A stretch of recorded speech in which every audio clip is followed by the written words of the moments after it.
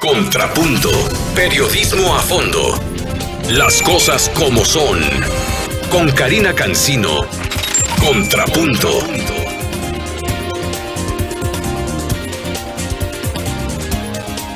Buenas tardes, qué bueno que se quedó con nosotros a este programa de Contrapunto. Le agradezco mucho que nos siga sintonizando a través de su radio y a través del internet. Y bueno, como le había adelantado y ahora que usted acaba de prenderle a su radio y que nos está conectando a través de internet, vamos a tratar en Contrapunto el tema del duelo. Les mencionaba que estará con nosotros Concepción Rodríguez, quien es presidenta de la Asociación de Padres que han perdido a hijos, y nos va a contar acerca de la historia de qué es lo que sucede con un duelo de este tipo. Aún no llega, pero en los próximos minutos seguramente va a estar con nosotros. Mientras tanto, también nos acompaña la doctora y tanatóloga. Sí, Teresa Sumaya. Entre otras cosas que también es investigadora, maestra, profesora, y pues ella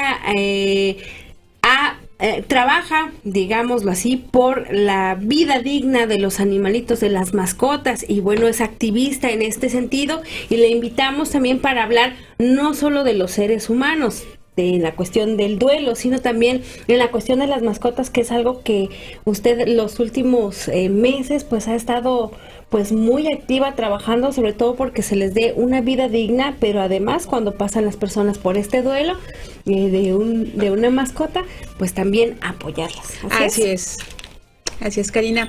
Este proceso de elaboración de pérdida no solamente se elabora cuando se pierde un ser humano cercano, también se pierde en las separaciones, por ejemplo, en los divorcios, cuando se pierde la salud, cuando de pronto estabas sano y te dicen que tienes diabetes o que tienes cáncer, se pierde también esta sensación de bienestar.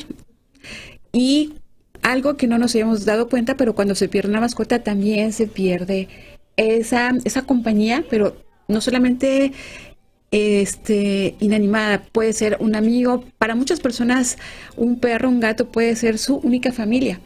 No son nada más un adorno en la casa, sino puede ser su compañero, su confidente, no solamente de un año, hay mascotas de 20 años, hasta de 20 años, y la pérdida resulta en un duelo muy serio. Muy bien. Bueno, Conchita, ya estás aquí con nosotros. Sí, gracias. Muy bien. Disculpa, pero bueno. No te preocupes. Muy bien. Bueno, pues estábamos dando un adelanto acerca del trabajo que vienes haciendo en tu asociación. Cuéntanos un poquito antes de que entremos de lleno al tema. Bueno, muchas gracias. Hola, Tere. Y bueno, pues decirte que la asociación tiene ya 8 años de existencia y surge pues a raíz de la pérdida de mi hija. Hace 8 años, 6 meses que mi hija mayor Alejandra murió, tenía 21 años.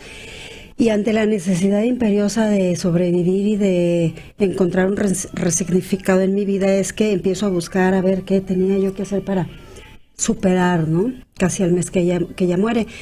Y me doy cuenta de que había algunas experiencias por internet en algunos otros países, sobre todo en Chile, de grupos de autoayuda y ayuda mutua que como los grupos de Al-Anon, de AA, de NA, etcétera, ¿no? Que estaban funcionando y funcionaban bien, ¿no? Para padres y madres que tenían que afrontar la pérdida de un hijo o de un hijo. Entonces yo dije, bueno, pues yo conocía de grupos de autoayuda y creo en ellos y sé que funcionan. Entonces dije, bueno, pues quizá esto sea uno de los medios, no el único, pero uno de los medios para yo poder entender, comprender y bueno, pasar y vivir mi duelo, ¿no? De una manera mejor. Entonces, pues por ahí tenía alguna conocida o algo conocida de mi hermana que había experimentado esta pérdida exclusiva de una hija o de un hijo. Y entonces, pues nos juntamos un día de febrero, un 6 de febrero, en una casa. Éramos como 6 personas, para hablar de lo que nos había pasado. Yo quería, sobre todo, yo en ese momento era mi interés, ¿no?, personal de saber cómo le hicieron para sobrevivir. Porque yo en algún momento, antes de que pasara lo de mi hija, yo decía, si a mí veía una persona que conocía a una mujer que sabía que su hijo había muerto, entonces yo decía, ¿cómo le hizo para sobrevivir? Yo no pudiera, porque yo no pudiera. porque yo creo que ese es un pensamiento que casi siempre tenemos, ¿no? Es que si a mí me pasara yo no podría. Entonces yo quería saber de qué manera habían hecho ellas para vivir, porque además yo, bueno, en ese momento no lo pensaba, ¿no? Pero con el paso del tiempo ha sido así, ¿no? No he querido vivir, al principio sobrevivir, pero después vivir, ¿no? Vivir bien, tener ilusiones, planes, proyectos, que en un principio parece que no pueden ser, pero sí es posible. Así es como surge. Mi grupo se llama Tu Dolor es Mi Dolor, y bueno, pues hasta ahorita estamos ahí.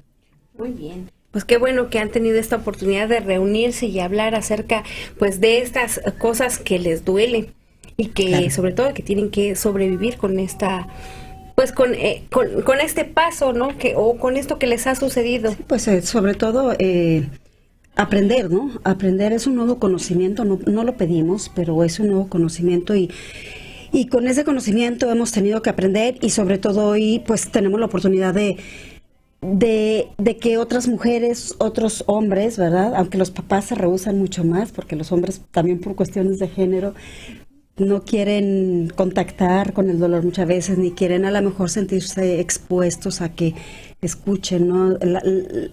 A que sepan lo vulnerables que son. Porque pues esto es parejo, ¿no? Nada más que también socialmente está como que más permitido que las mujeres expresemos y experimentemos, lloremos y todo esto, ¿no? Pero el grupo es para mujeres y para hombres, y entonces pues cada día es un aprendizaje, ¿no? Es aprender. Oiga, doctora, en esta cuestión de la tanatología, las pérdidas pues nunca estamos preparados para ellas. Sin embargo, supongo yo que hay, no sé si existen niveles de dolores. No sé si es lo mismo perder a un hijo o una hija, perder a un familiar, no sé, esposo, hermano, tío, tía, alguna de esas cosas, y aparte perder a un perrijo, Fíjate que no se pueden comparar, nunca. Lo que sí, hay niveles de dolor. Existe el dolor y el sufrimiento. El sufrimiento es cuando ya te revuelcas por días, por meses, por años en el dolor. El dolor de una pérdida de un hijo, de un padre, de un compañero, un esposo, un amante, un perro, no se pueden comparar. Siempre hay que tomar en cuenta que tanto los varones como las mujeres tienen duelos diferentes. Hay un duelo femenino y un duelo masculino, que sobre todo se ve cuando la pareja pierde un hijo. Hay estadísticas que dicen que quizás tan solo un 30% de parejas sobreviven a ese duelo, porque la forma en que se expresa el varón es completamente diferente a la forma en que se expresa la mujer. La mujer pasamos por las etapas del duelo, desde la negación, la ira, la negociación, el sufrimiento, todo esto de forma diferente. Ellos, por su masculinidad, efectivamente no pueden, no deben o no saben cómo permitirse expresar así, pero sí lo hacen a su muy peculiar forma. Pero como una mujer pareja ve que quizás no llora la misma intensidad que tú como mujer, tu esposo, pues sientes que él no está sufriendo, o que se está dejando todo el paquete, o que no te acompaña en esto. Entonces hay que entender eso. Es bien importante que en una pareja que pierde un hijo, el duelo es diferente, y tanto así que hay que respetar en la medida de lo posible y comunicarse, pero al final el varón lo está sintiendo, lo está sufriendo, y quizás hasta de manera más encubierta sufren. Realmente, eso es importante, que la sociedad sepamos, que las parejas sepamos que se manifiestan en forma diferente, pero sí lo sufren, sí lo padecen. También al final de todo esto, en el duelo no hay un tiempo definido, Conchita. Tú lo has de saber mejor que nadie. No es una receta de cocina, ¿verdad? De que tanto tiempo para ir. Por las etapas, ¿no? Que se viven en el duelo. Y a lo mejor estuve en la etapa todavía después de 2 años, la de negación, o se me complicó porque duelos complicados, Hay duelos entre comillas, porque no hay normales, pero sí duelos que siguen las etapas y te resignificas en 2, 3 años. Hay duelos complicados que pueden durar toda la vida y permaneces en el sufrimiento, ya no en el dolor, sufrimiento de revolcarte todo el tiempo en lo mismo. Hay que tener, por eso tan importante el duelo, fíjate, porque cuando no pasamos por las etapas adecuadamente y no les damos el significado al final, el que cada quien le dé, desde su punto de vista espiritual, humano, que quizás esa pérdida te enseñó a ver la vida de manera diferente, a ver que el amor permanece. Puede haber muchos significados, el que cada uno lo encuentra. Cuando no llegan a ese significado, pueden estar toda su vida dándole vueltas en la culpa, en el sufrimiento, inclusive en el no permitirte volver a ser feliz, que es, yo creo que un dolor permanente, un sufrimiento permanente, el no ser feliz, inconsciente o conscientemente, ¿eh? Esto a la mente, pues hay que tenerle mucho cuidado. Karina, si me permites, abordando un poquito lo que dice Tere en la cuestión de parejas. Pues bueno, porque lo he visto, ¿no? Yo en el momento que pierdo a mi hija, bueno, yo ya estaba separada de su padre, del padre de mi hija, pero entonces, bueno, me tocó vivirlo sola, ¿no? Pero de las parejas que han llegado al grupo, ¿de qué manera en un principio creen que va a ser un duelo parejo? Tú dijiste, Tere, ciertamente no es un duelo individual. Cada quien vive su duelo de diferente manera y entonces de repente hay un gran así también como desencanto porque pues creen que tiene que ser igual, que tienen que llorar juntos, que tienen que sentirle sufriendo también este asunto de la misma manera y entonces sucede que no es así y entonces hay un gran desencuentro porque aparte intervienen muchas veces culpas entre uno y otro, ¿verdad? Porque tú dijiste, porque tú le dejaste ir, porque etcétera, ¿no? Y sí, muy pocas parejas sobreviven después de la pérdida de un hijo a estar juntas. Y hay un ingrediente aparte importante de cómo lo viven también, la parte sexual, de que pues los hombres a lo mejor en pocos días necesitan otra vez ese contacto sexual, ¿verdad? Y entonces las mujeres no quieren. Y entonces es otro problema, ¿verdad? Que tienen, otro gran desencuentro y que, bueno, pues va sumándose a esa brecha que se abre entre la pareja, ¿no? Entonces, es cierto, Tere, hay muy pocas parejas que sobreviven y las que de alguna manera logran seguir y caminar juntas, tienen que trabajarlo mucho porque muchas veces se quedan en el silencio, muchas cosas que hubiesen querido decirse y no lo hacen, entonces es una relación muy, muy desgastada, muy minada, ¿no? Así es, y fíjate que cuando sucede eso en la pareja, se junta otro duelo, porque antes tenías a tu hija, o a tu hijo, tenías a tu pareja, tenías una vida sexual,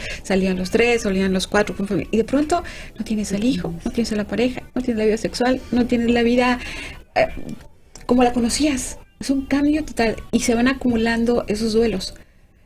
Ya no tenemos un duelo, sino varios duelos, porque esa hija significaba muchas cosas alrededor.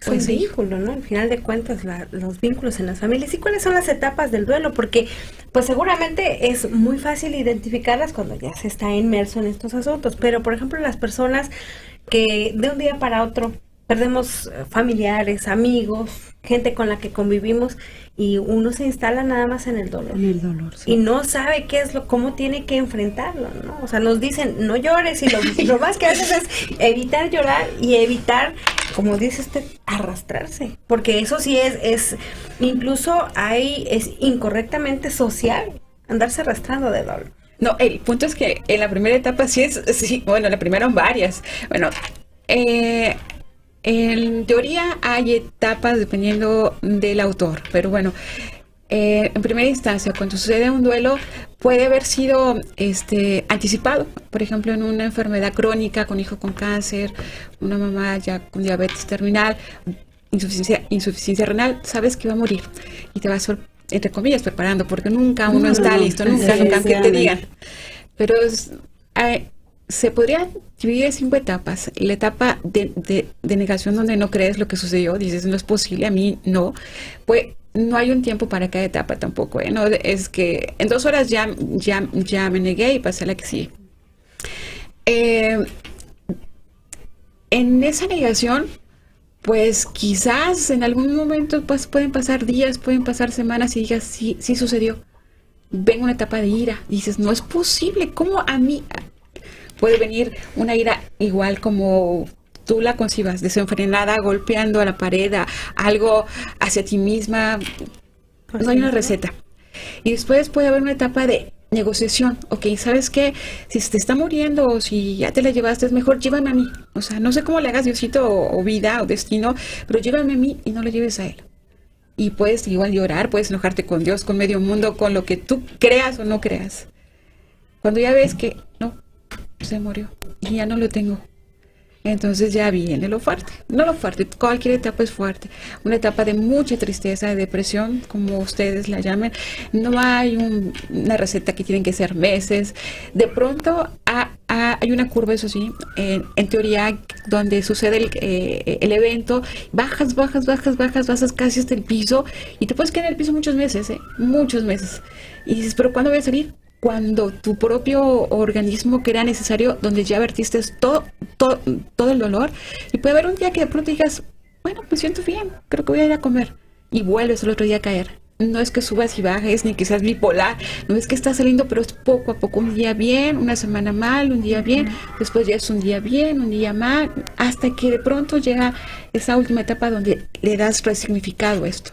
Un resignificado muy personal a partir de tus creencias espirituales, vivenciales, en lo que tú desees creer. Y por ejemplo, a mí la pérdida de mi papá, el sentido que me dio fue poder saber que soy muy fuerte y que la vida vale la pena y que se acaba en cualquier momento. Pues ese es mi sentido. Quizás a alguien más le pueda dar otro sentido, pero es cuando ahí ese duelo, inclusive para muchos, nos puede servir para llevar una vida mejor. Y es impensable pensar, pero ¿cómo se tuvo que morir él o ella para que yo me diera cuenta de estas cosas tan obvias? Porque no estamos preparados nunca a la muerte. Siempre cualquier ser, creo, o los humanos, porque los pájaros creo, no sé si todavía lo conciben, pero no podemos concebir vida y muerte todavía. Nos cuesta mucho trabajo pensar en la muerte, hablar de la muerte. Y es tan natural. Y eso que dicen que los mexicanos estamos acostumbrados a chacalear con la muerte, ¿no? A reírnos de la muerte y esto del festejo del mes de noviembre, que es lo que nos ha representado en el mundo como mexicanos burlones de la muerte, ¿no? O sea, yo creo que detrás de esa fiesta existe todavía mucho más cosas oscuras, ¿no? Más dolor del que pueda aguantar el mismo mexicano como tal, ¿no? O sea, supongo que es un asunto cultural en el sentido de que eran expresiones, digamos, en ese sentido, hablando de esto prehispánico, ¿no? Que es lo que han marcado más las costumbres y las tradiciones sobre la muerte de una manera de burla y todo esto, pues que quizá no tenían tampoco la posibilidad de saber que era un duelo, de acercarse tanto al dolor, porque quizá había otra forma de vida, ¿no? El dolor, de manera comercial, es rentable. Sentir dolor es rentable porque vende hay productos para evitar sufrir, ¿no? Sí. O sea, hay personas que compran cosas para evitar sentir dolor, ¿no? Estos compradores compulsivos que yo admito, soy de repente una de esas, cuando me siento deprimida salgo a comprar lo que sea, algo, ¿no? Entonces, este dolor es comercial, ¿no? O sea, es comerciable, se puede hacer incluso algo mercadotécnico. Quizá en esas culturas prehispánicas pues no existía y era más como una veneración pues a la simple vida, ¿no? Hemos visto que son más naturalistas, en cambio fíjate nosotros... que aquí muy cerquita tenemos a los bicholes, a los coras. Cuando he estado en contacto con alguna pareja que perdió su bebito recién nacido, neonato, 1 o 2 años, pues sí, lloran una semanita y después dices, ¿cómo? ¿Qué pasó? Ya están como si nada, están pensando en el otro que viene. O sea, ellos no tienen este proceso de duelo tan marcado porque sus propias culturas, su propia espiritualidad dice, pues es vida y muerte. Ya se fue el bebito, bueno, pues el que sigue. O tienen más, entre comillas, ¿verdad? Pero depende mucho de cada cultura. Aquí lo más importante es que cada uno tendremos nuestra forma de hacer nuestro propio duelo, y es muy importante en cada etapa. Si está en la negación, pues vamos a negarlo todo lo posible. Si está en la depresión, si necesitas caer hasta abajo unos 2, 3, 4, un mes, 1 año, 2 años, adelante. Ya cuando pasan 3, 4 y no ha salido del tope de abajo, ahí sí ya se nos complicó. Muy bien, bueno, nos vamos a ir a nuestro primer corte de este contrapunto. Ahorita volvemos, estamos hablando acerca del duelo y pues si tiene usted alguna pregunta que nos quiera hacer o alguna participación, pues también bienvenido a nuestros canales de comunicación.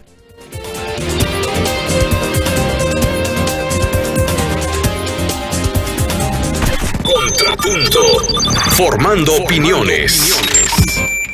Terrible. Muy bien. Bueno, pues estábamos aquí tras los micrófonos mientras regresábamos a Contrapunto, hablando acerca justamente de esto de las pérdidas, y es que muchas veces significa tener que morirse uno mismo y revivir, así es como le estabas diciendo. Sí, renacer es, pues la verdad, yo he experimentado diferentes pérdidas, hasta de mascotas, y recuerdo, Tere, cuando yo era pequeña, en mi casa siempre hubo perritos, ¿no? A mí me encantaban. Y bueno, cuando morían, una vez hasta de negro me puse, ¿no? Pero sufría muchísimo. Mi mamá siempre le decía a mi papá, no quiero que vuelvas a ser un perro porque esta niña sufre mucho, ¿no? Realmente sufría mucho yo. Y era un dolor porque, sí, como era yo la que le daba de comer, la que lo hacía mío, ¿no? Aunque era de la familia, pero lo hacía mío. Entonces, y hoy en día sigo amando. Tengo 4 perros en casa, entonces los amo y también los callejeros quisiera llevármelos a casa y todo este rollo, ¿no? Que ya sé que... No, si quieres. No, con los 4 a veces no hay yo qué hacer, pero bueno, son parte de mi familia. Y bueno, regresando a lo de mi hija, cuando Alejandra muere, sí, yo sentí que morí con ella. Ella murió, la atropellaron, ella murió de esa manera. Y también de repente va y me avisa la policía que tengo que ir, que porque a mi hija la habían atropellado, ella la atropellaron por insurgentes. Yo vivo unas cuadras arriba en Lindavista y la policía va por mí. Yo, sin saber realmente qué pasaba, me subo a la patrulla, llego, la encuentro tirada aún en medio de la calle.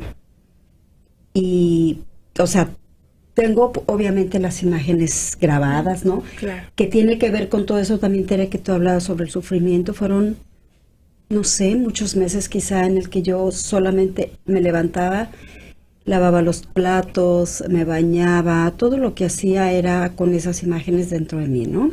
Y que me martirizaban, pero era algo que no podía yo detener en mi cabeza, de que apareciera el momento en que la vi tirada, el momento en que íbamos en la ambulancia, los 15 días que duró en terapia intensiva, pues conectada por todos lados, el respirador y todo lo demás, ¿no?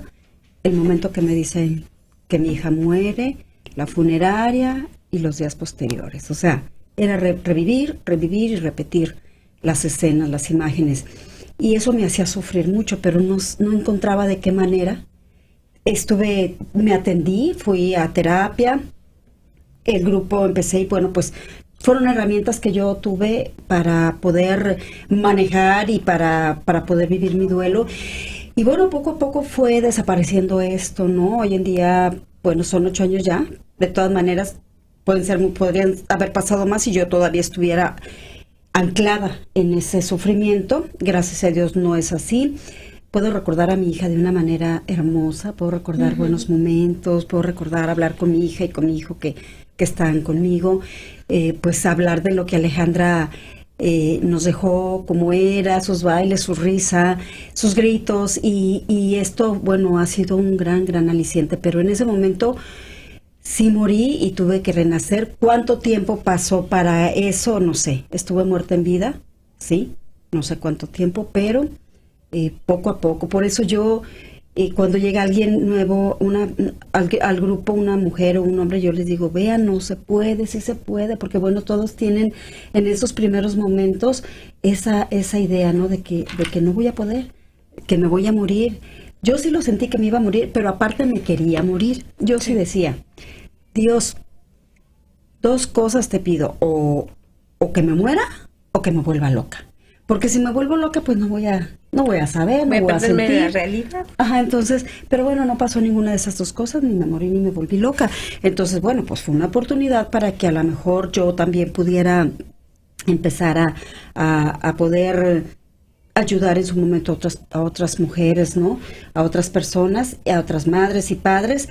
Y que esto también, en esa retroalimentación, en el dar, recibir, yo creo que es donde encuentras, en el servicio, encuentras mucha sanación, ¿no? Entonces yo, pues, el aceptar quizá la pérdida, la muerte, no sé si es la palabra, no sé si yo puedo hacerlo así, pero sí, pues, acepto que no está hoy conmigo Alejandra y que hoy, en diciembre, ella cumpliría 30 años, mi hija, se fue de 21, y pienso cómo hubieran sido todos estos años, ¿no? Todos estos 8 años en que yo no la he podido abrazar, en que no he podido escuchar que me llame mamá. en que se casó mi otra hija y ella no estuvo. Entonces son muchas cosas, pero poco a poco vas aprendiendo. ¿Desaparecen las demás personas? O sea, ¿desaparece la familia cuando hay un duelo? Por ejemplo, Conchita tiene más hijos, otras personas tienen más hijos y hay más personas alrededor. ¿Desaparecen? En las primeras etapas definitivamente es el caso de mujeres que han perdido a uno de sus hijos y hay otros hijos. Los hijos quedan o con los abuelos o con el padre, con alguna tía, porque no es posible, porque de pronto una parte de ti acaba de morir y una parte bien importante. A mí me preguntan, ¿en qué momento se elabora un duelo? ¿Cuándo ya puedo comprar otra mascota? ¿Cuándo ya podemos tener? Eso solamente cada uno lo sabe.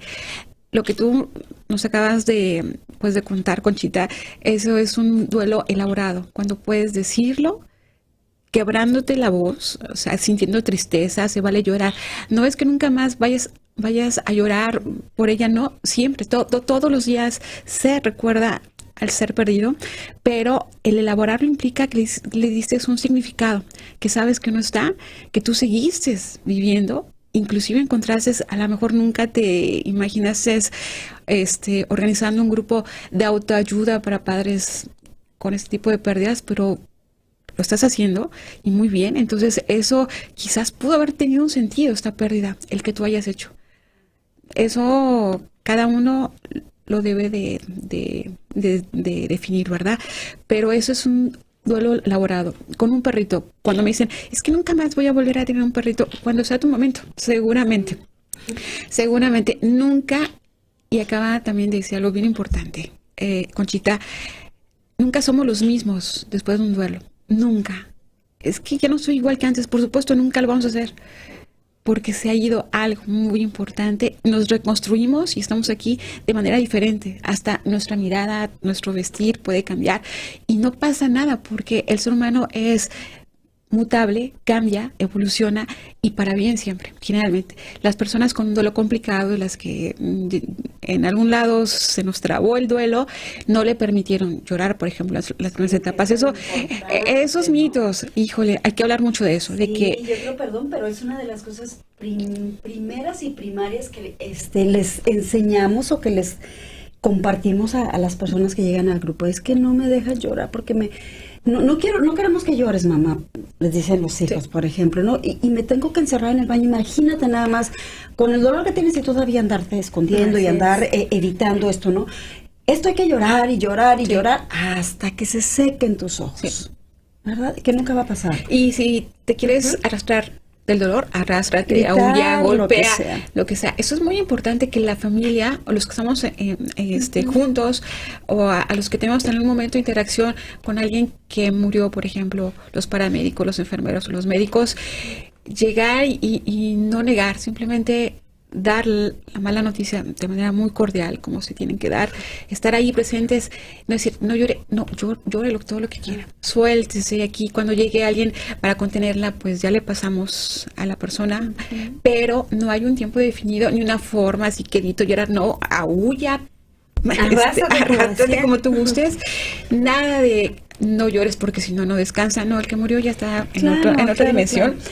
Oye, Tere, y ahorita que dices eso de que no llores porque si no descansa, o sea, qué terrible es que aparte del dolor que cargas tú de la muerte, y luego todavía ese sentimiento de culpa, porque todavía, bueno, pues todavía ya no lo dejo descansar, ¿verdad? Así es. O sea, porque bendiga, mamá.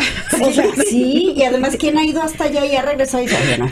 De hecho, hasta allá desde hay muchas anécdotas bonitas y todo eso. Incluso yo recuerdo cuando Alex murió, una amiga que me quería bien, pues mucho me quería, y entonces me llevó un día una carta y donde venía una narración muy bonita, no sé si la conozcan, que dice que iban muchos niños caminando y todos llevaban una velita prendida y entonces todos iban muy felices, pero el último, que era una niña, iba llorando y llevaba su velita apagada porque las lágrimas habían apagado su velita, porque ella lloraba mucho, porque su madre lloraba mucho. Entonces, ciertamente sí te genera, digo, aun cuando sean mitos, lo que sí te genera sentimientos de culpa, porque dices, es que yo no puedo y no dejo descansar a mi hija, y además ella está muy triste. O sea, no, yo siempre he creído que donde está Alejandra, pues realmente ni sabe, o sea, está en otro plano. Yo creo que está en un lugar hermoso, que ella pues quiere lo mejor para mí, pero que ya sabe, o sea, que no hay nada que ver con que si yo lloro y ella no va a descansar y no va a estar feliz donde está. Yo tengo que vivir mi dolor, yo tuve que vivir mi duelo, tuve que vivirlo con lo que tenía aquí a mi alcance y de la manera que pude, y que así pasa, ¿no? O sea, no hay nada divino en estas cosas, es algo tan terrenal el que suframos y que lo que nos duela, que pues así tiene que ser, ¿no? Claro. Y es importante, por ejemplo, en madres que pierden un hijo, en el velorio quizás ellas están en una etapa de shock todavía, Sí, que no sí. te ha caído el 20, y si la mamita no puede llorar, no quiere llorar, o está en una esquina, no cuchichear por atrás, es que mírala, no le No dolió, llora. no llora, Sí, está sí. mal. Sí. No, es que está No en lo una quería. etapa de shock todavía. Sí. Entonces, puede ser tan normal estar llorando a moco tendido, Ajá. puede ser tan normal estar en un estado de shock, de negación. Que no te permita, No te ¿verdad? permite. Quizás pasa 5 días y cae el 20 que su pequeño ya no está Ujú. en el cuarto donde tenía que estar. Y entonces sí, se suelte. Bueno, tenía que pasar ese shock. Ese primer momento en que tu mente, justamente, esto que decías, se pone en blanco. Y se pone en blanco porque no quiere, más bien es de tal impacto esa noticia, que tiene que encontrar un mecanismo para protegerse. Y eso son. De la locura, o de Ajá, matarte, de suicidarte, o de hacer cualquier, o de ir por el asesino de tu hijo, por ejemplo, si tú sabes quién fue, y ir a matarlo. Entonces, esas son defensas del propio cuerpo y de la mente que te permiten sobrevivir en esta sociedad que está a veces muy encajonada en estándares de que tienes que sufrir 5 días y después ya te pones de negro, o tienes que llorar mucho, y si no lloro, ¿qué onda? ¿Estoy mal? No estoy mal.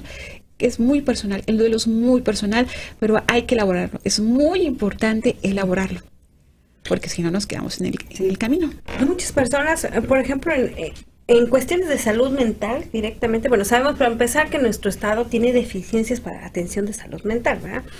Pero en cuestión, en este sentido, las personas nos preocupamos muy poco por nuestras emociones y por nuestra salud mental, porque creemos que si vamos con un psicólogo a hablar de lo que sentimos o de lo que pensamos y todas estas cosas que de repente nos afectan, pues estamos locos, ¿verdad? Y muy pocos realmente buscan acudir a ayuda de este tipo, y no hay un servicio público también como el de prevención que tienen otras enfermedades, que te digan que también la salud emocional y mental pues es necesaria, ¿no? Y que Tampoco te hay un ayuden a servicio prevenir. de tanatología. ¿El qué? Tampoco hay un servicio de tanatología. Ojalá que alguna vez el secretario de salud. No hay como tal.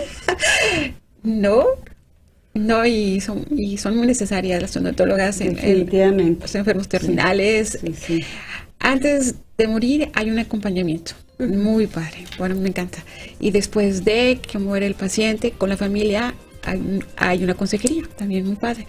Y sí, es parte de la salud mental. He visto personas que por no tener un buen duelo, como al año y medio siguen llorando, las medican. ¿Y qué hacen? Medicándolas, le cortaron el duelo. Claro, detener nada más, ¿verdad? Así es. Lo que tiene que...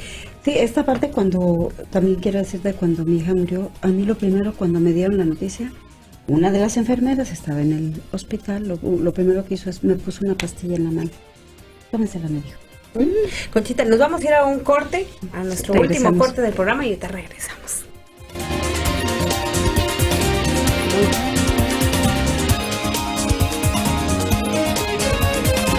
Contrapunto.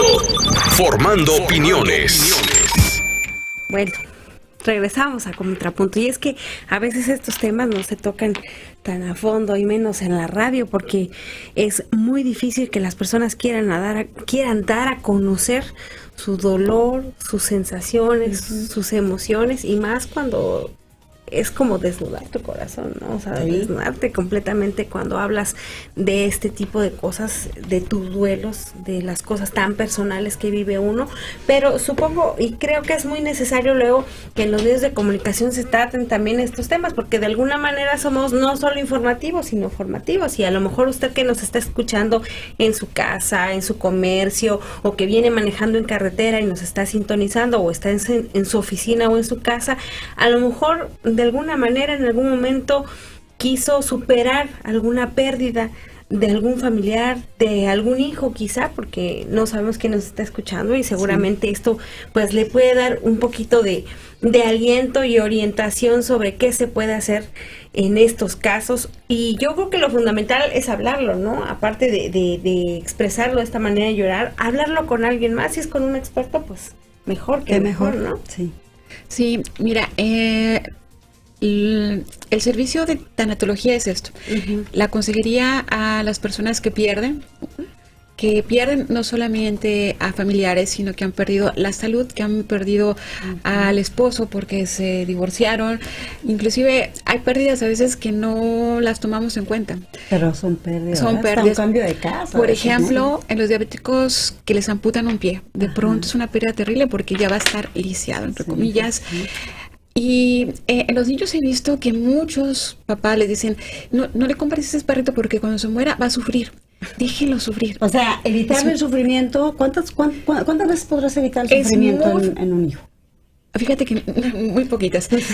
Y ahora lo entiendo. El sufrimiento es muy útil. No, más bien, el dolor, un duelo es muy útil. El sufrir nada más porque sí, porque dice la telenovela, no. Solamente te desgasta. Así es. Pero sufrir un duelo, pasar por un duelo en un pequeño, por ejemplo, por la pérdida de la mascota, hacer que llore, que pase por todas las etapas, que lo elabore. Y una vez elaborado, ahora sí, vamos a comprar otra mascota y ya sabes que hay vida y hay muerte y es natural. Además, no queremos hablar nunca de la muerte No, porque pensamos claro, que la vamos a pues, llamar sí, y nos y va que a alguien se atropellar. va a llamar, Claro. claro, Eso, sí. no la llamamos. La muerte está ahí en cualquier momento, nos toca. Y a veces pensamos, es que si muere mi hijo, yo no voy a poder, es que no sabemos qué se siente. Claro. Es que el sentido de vida va a perder. Mi sentido de vida está basado en mi hijo y si lo pierdo, me acabo yo. El sentido de vida debe estar puesto en nosotros. En la misma, sí, claro. en la Porque misma definitivamente el hijo se puede morir, la pareja se puede Sí. morir, mis mascotas se pueden morir. De pronto yo puedo caerme, lisiarme alguna vértebra y perder el movimiento de la cintura para abajo o del cuello para abajo y Tere, así como la conocemos, ya no existe. Entonces, ¿qué pasa? Que va a tener que resurgir otra Tere o si no se queda en el camino o se bloquea o pasa algo. Estas pérdidas hacen que potenciales que quizás no conocíamos, por ejemplo en tu caso, dirigir un grupo de autoayuda, hacer un grupo, hacer una nueva forma de manejo del duelo. Quizás nunca lo pensabas y lo hiciste a partir del duelo. Entonces, el duelo nos permite descubrir cosas que quizás nunca pensábamos que podríamos nosotros tener. Sí, yo creo que definitivamente es enfrentarte a, bueno, en primera algo desconocido. No sabes, ni siquiera quieres hablar de eso, ciertamente. Pero cuando lo estás viviendo, pues sí, no tienes muchas alternativas, no tienes muchas opciones. O lo vives, o te escondes, o te medicas, o lo evitas, ¿verdad? O te suicidas. Y pasa el tiempo, entonces no hay muchas opciones. O aquí te decides hacer una cosa u otra, ¿no? Entonces es también decirle sí a la vida o quedarte en el camino, ¿no? Yo decidí decirle sí a la vida y no me costó, más bien me costó mucho trabajo, ¿no? Pero no sé, creo que ni siquiera fue de manera consciente. Esto se fue dando porque de repente sí me preguntan, oye, ¿y en qué momento tú volviste? Porque yo decía, yo nunca voy a volver a bailar, siempre me ha gustado mucho bailar, reír y cosas así, ¿no? Entonces yo pensé que jamás, yo dije, nunca voy a volver a escuchar música, a bailar como yo lo hacía, a reír, pero pues no, sí lo he hecho, sí lo hago, me encanta hacerlo, disfrutar con mis amigas, con mi hija, con mi hijo, con mis hermanas, pero no sé cuándo fue, no sé en qué momento realmente fue ya este gusto de nuevo por hacerlo. Fue poco a poco, obviamente, ¿no? Yo al principio ni siquiera podía escuchar una canción que le gustaba a mi hija, porque bueno, no podía ir al súper y pasar por la el pasillo de los cereales que le gustaban, porque lloraba a mares, o sea, hay muchas cosas, pero todo esto, y a pesar de que me choque y me duela decirlo, el tiempo es un factor fundamental para cuando realmente elaboras tu duelo, ¿no? Sí. Cuando no, el tiempo no tiene nada que ver, porque el tiempo puede pasar. Hay señoras que llegan al grupo que pueden tener 70 años, muy grandes, ¿no? Uh-huh. Que su hijo murió hace 30 años. No elaboraron obviamente un duelo, no hubo nadie que las acompañara, no hubo nadie que les dijera por dónde transitar su duelo. Y pues, pero así lo vivieron, ¿no? Y así siguen y llegan, muchas veces solamente van a escuchar, ni siquiera se permiten hablar. En casa no hay apoyo, ya a estas edades, ¿no? Porque te digo, de cuando estás una mujer o un hombre más joven, a veces hasta el hijo se muere y se muere porque se muere. Yo que me queda muy claro de que una persona muere cuando la olvidas, ¿no? Sí. Cuando dejas de recordarla, cuando dejas de hacer muchas cosas. Pero en casas hay en que no se vuelve a hablar del hijo. Sí. ¿Por qué? Porque duele. Y no, nadie quiere, ¿verdad?, que duela. Entonces, si la mamá quiere hablar del hijo, el papá dice, no se habla del tema. Tengo en el grupo varias compañeras que sucede eso. Entonces, es increíble, ¿no?, que pueda hacer esto. Y es muy importante. Si en Navidad quieren hablar, hable. No es que va a llorar, déjala que llore. Claro. Es un regalo de Navidad. El cumpleaños, el día del niño, sí, la mamá. Sí. Es que va a llorar, no le recuerdes. No, recuérdaselo y que llore. Y vamos a llorar juntos. Es que no me gusta. Pues te aguantas tú, que no te gusta, o sea, si no te gusta, ni modo, es tu rollo. Pero la que tiene que elaborar el duelo es la familia, sí, el entorno, los hijos. Aprendamos que llorar es bien formativo, es bien sanador, formativo, y después de que lloras todo hasta que te ardes, después dices, bueno, estoy aquí y sigo respirando, y tengo ganas de ir a correr y bailar sin culpa, pues voy a hacerlo. Claro. Es como hacer una parada y seguir, ¿verdad? Sí, muy dolorosa, pero vale la pena. Desafortunadamente, pues cuando nos hacen pasar por esos trances desde pequeños, hablaban ustedes de que a los niños no hay que inculcarles este asunto de no llores por una pérdida, ¿no? La que sea, porque incluso yo he aprendido, por ejemplo, que los niños ven como pérdida todo, hasta cuando tú le quitas algo, ¿no? El azúcar a la leche, por ejemplo, con mi hijo ha sido bien difícil y lo llora como si estuviera perdiendo un pie, ¿verdad? Entonces yo a veces... ¿Quieres azúcar? Sí, ¿quieres azúcar? Sí, yo por y te negocia. Sí, entonces digo, pero hay momentos en los que no puedes negociar, ¿no? Entonces no es no. Y en ese sentido hay veces que uno dice, bueno, ¿cómo estoy preparando a alguien para una pérdida cuando yo no estoy preparada para una pérdida, ¿no? Y ahora, por ejemplo, a mí... la distancia es la única que me ha hecho como ser ciega de los dolores y las pérdidas familiares, ¿no? Contaba a través de las redes que hace unos días murieron 2 familiares con diferencia de días, ¿no? Y en circunstancias pues normales.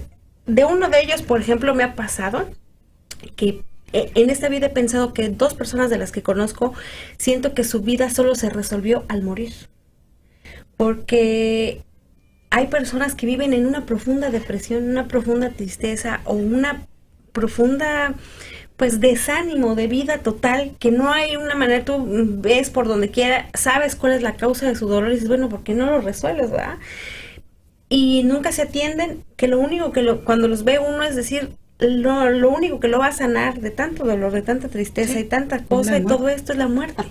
Y que cuando se mueren tú ya no sabes y te queda el remordimiento de pensar... por fin. De verdad, eso es de lo más terrible que yo he visto o que me ha pasado de manera personal.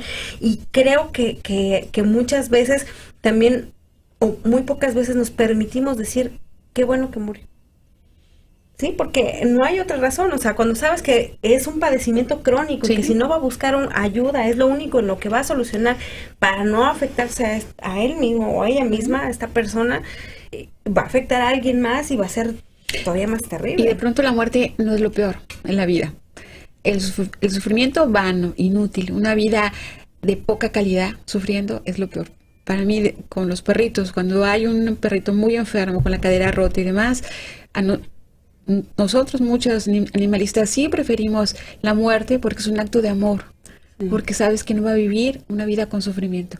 Y debemos de acostumbrarnos a llorar, a la muerte, pero tenemos que verbalizarlo.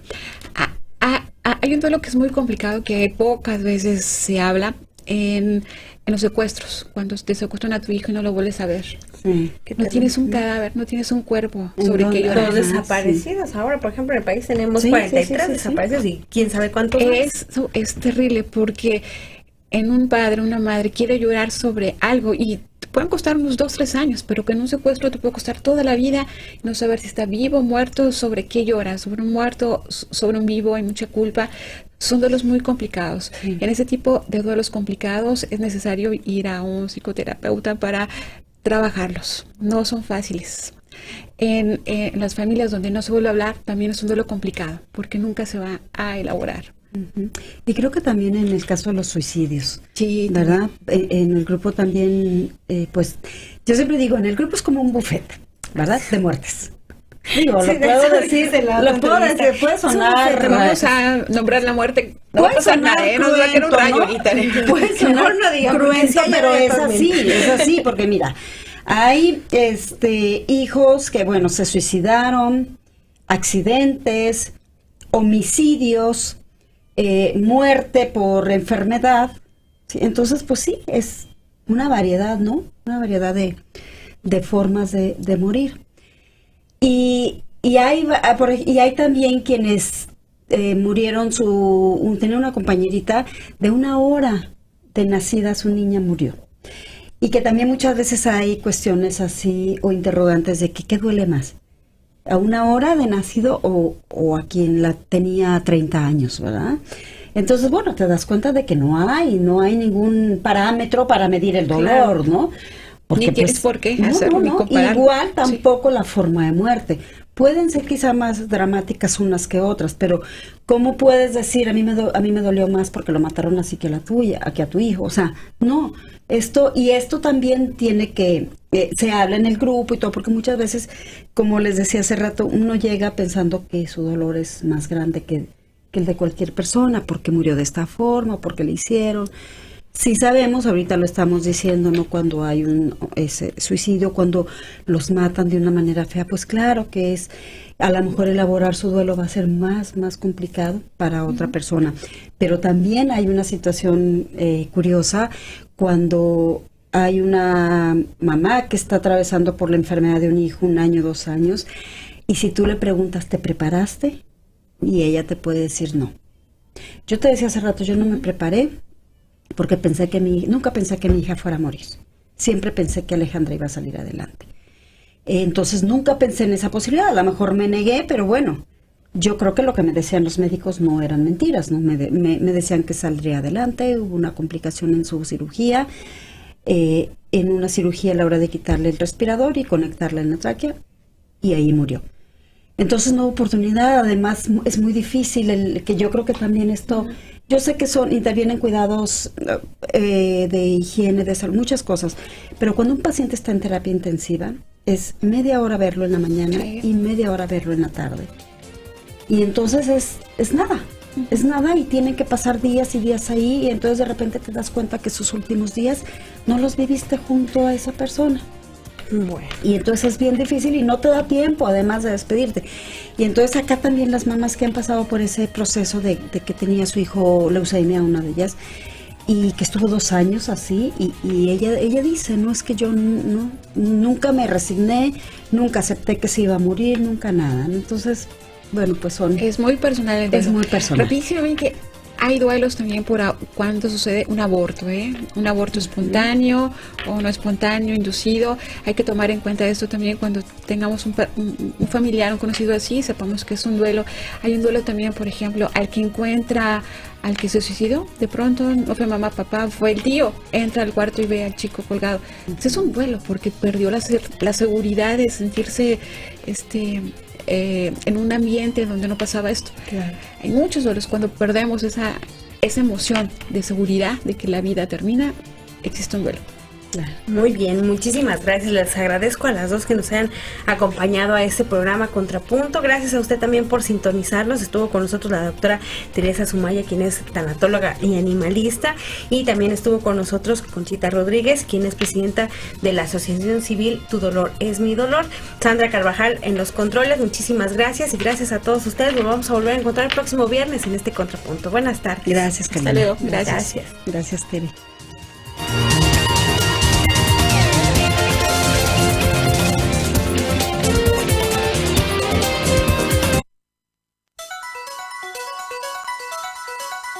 Esto fue Contrapunto. Periodismo a fondo. Con las voces que le dan forma al acontecer Nayarita. Hasta la próxima emisión.